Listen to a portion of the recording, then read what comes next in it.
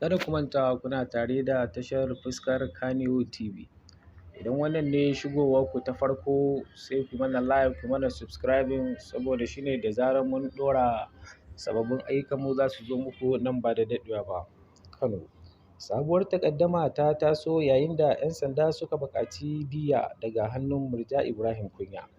Yayin da ake ci gaba da shari'a fitacciyar 'yar TikTok ɗin Murja Ibrahim, rundunar 'yan sanda ta shigar da ita ƙara. Jami'an 'yan sandan sun buƙaci Murja ta biya su diyyar Naira 500,000 kan shigar da ita ƙara da Murja ta yi ba tare da laifin komai ba.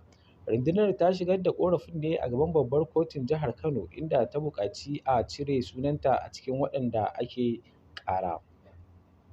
Rundunar 'yan sanda a jihar Kano ta buƙaci fitacciyar 'yar TikTok ɗin Murja Ibrahim akan tabbas sai ta biya ta wannan kuɗi har kimanin Naira 500,000. Rundunar ta nemi wannan buƙata ne bayan shigar da ƙorafi a gaban babbar kotun jihar, cewar wata jarida. Dalilin rundunar na neman diyya daga Murja. 'Yan sandan na zargin jarumar da maka su a kotu ba tare da sun aikata mata laifin komai ba. Wannan na zuwa ne bayan gurfanar da Murja a gaban kotu kan yadda take aikata baɗala da kuma ɓata tarbiyyar yara a jihar ta Kano. Lauyan rundunar Barista Abdulsalam Sale ya buƙaci kotun ta cire sunan hukumar a jerin waɗanda ake ƙara. A cewarsa, ba mu san abin da ake ƙarar mu a kai ba, ɓangarorin biyu ganin cewa ba a kawo ƙorafin da za mu gayyaci kowa ba.